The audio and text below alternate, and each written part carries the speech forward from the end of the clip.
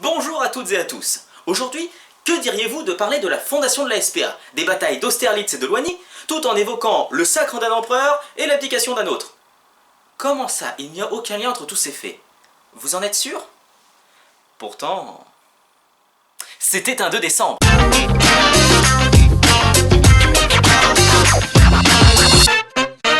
Alors bien sûr, pour beaucoup, lorsqu'on pense au 2 décembre, on parle de celui de l'année 1804. Une journée qui marqua durablement l'histoire de France et de l'Europe, puisque ce jour-là, Napoléon Bonaparte devint le premier empereur des Français, sacré en la cathédrale Notre-Dame de Paris.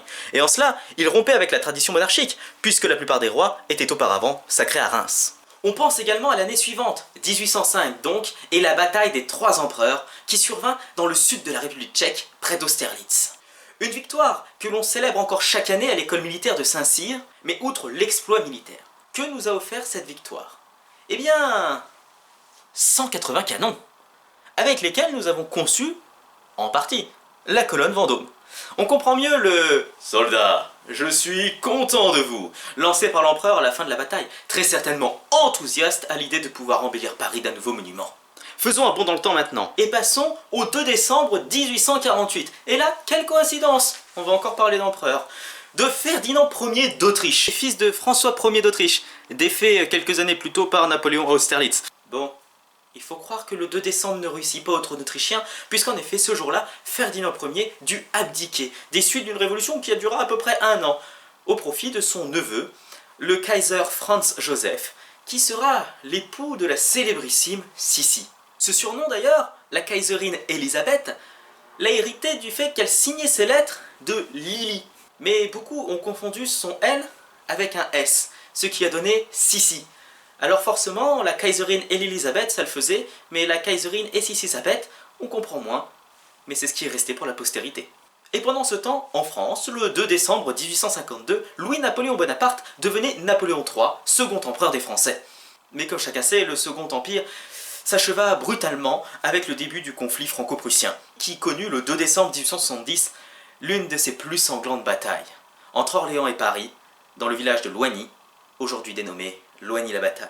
Même s'il est impossible de décrire simplement cette bataille où s'affrontèrent près de 75 000 hommes, 40 000 Français contre 35 000 Prussiens et Bavarois, qui dura plus de 10 heures, faisant près de 9 000 morts, et s'acheva par une nuit où la température était de moins 20 degrés, on dénotera la bravoure de ces 300 zouaves, sous les ordres du général de Sonis et du colonel de Charette, repoussant près d'1 millier de Bavarois d'un bois où ils s'étaient retranchés, chargeant avec la bannière du Sacré-Cœur.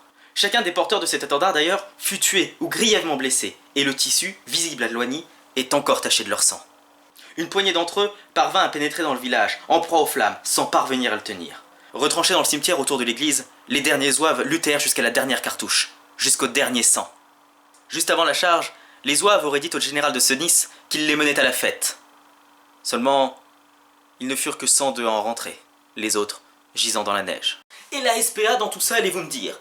Eh bien, la Société protectrice des animaux fut fondée le 2 décembre 1845 à Paris, avec l'appui du préfet de police de l'époque, afin d'interdire toute violence des charretiers envers leurs chevaux. Le docteur Parisé, premier président de cette association, rédigea en 1846 un document d'une dizaine de feuilles présentant les buts de la SPA.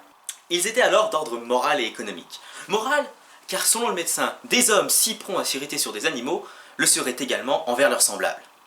Par conséquent, il s'agissait d'éduquer dès le plus jeune âge au respect des animaux, en espérant que, en grandissant, ils ne violentent pas leurs congénères. D'un point de vue économique, c'est beaucoup plus simple à comprendre. Selon Parisé, un éleveur qui traite bien son animal aura une bête en bonne santé et heureuse. Par conséquent, elle lui rapportera plus.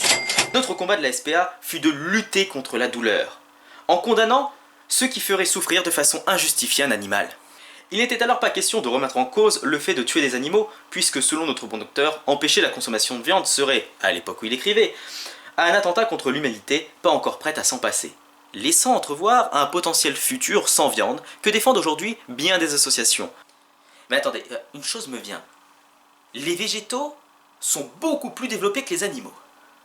Des études ont même montré qu'un petit pois était intelligent puisqu'il était capable de s'adapter à certaines conditions. De plus, il paraîtrait que certaines plantes sont capables d'apprécier la musique. Pas n'importe laquelle, mais de l'apprécier.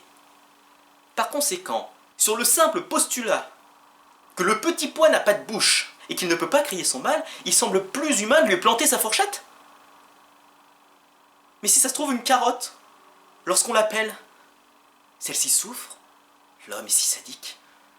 Et peut-être même que lorsque l'on retire un petit pois de sa gousse, celui-ci se sent violé. Je n'ai qu'une chose à dire. Fondons la société protectrice des végétaux. Libérons les petits pois.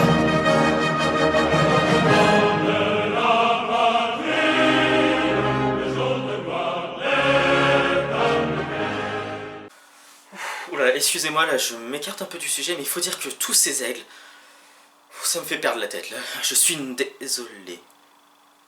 Mais attendez. La SPA a été créée un 2 décembre.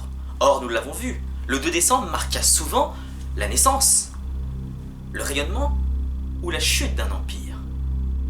Et si cette société n'avait pas été créée pour protéger tous les animaux, mais simplement pour préserver l'espèce des aigles impériales en voie de disparition en France à l'époque, et sur le point de subir des troubles sans précédent dans son habitat naturel autrichien?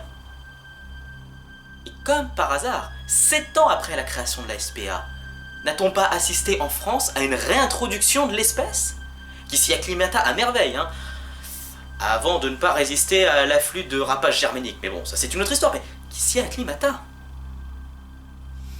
SPA, Société protectrice des aigles, oui. Et pour son 170e anniversaire, n'ouïe-je pas le retour d'un empire? Coïncidence? Peut-être. Mais une chose est sûre, c'est que tout cela, c'était un 2 décembre, et qu'en décembre, l'Empire revient. Que la force soit avec vous, et à mercredi prochain pour un nouveau C'est éteint.